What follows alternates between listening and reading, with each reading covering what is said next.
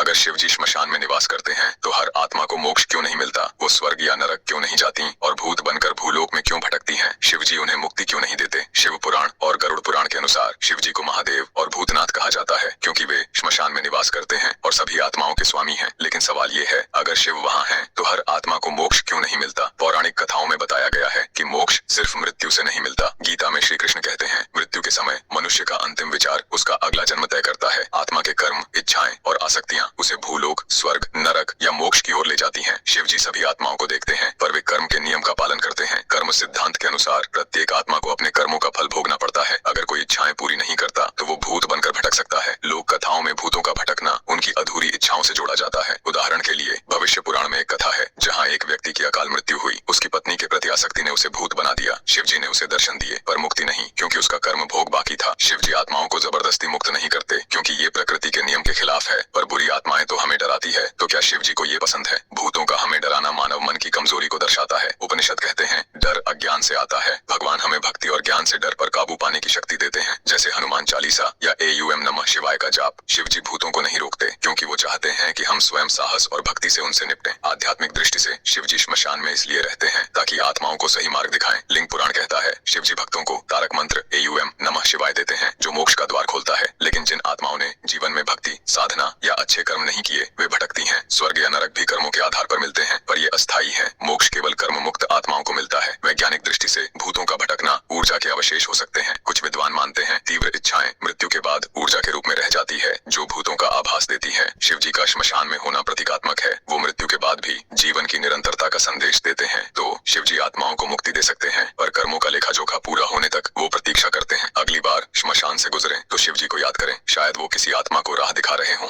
दोस्तों, देवों के देव महादेव के लिए कमेंट में जय महाकाल जरूर लिखें।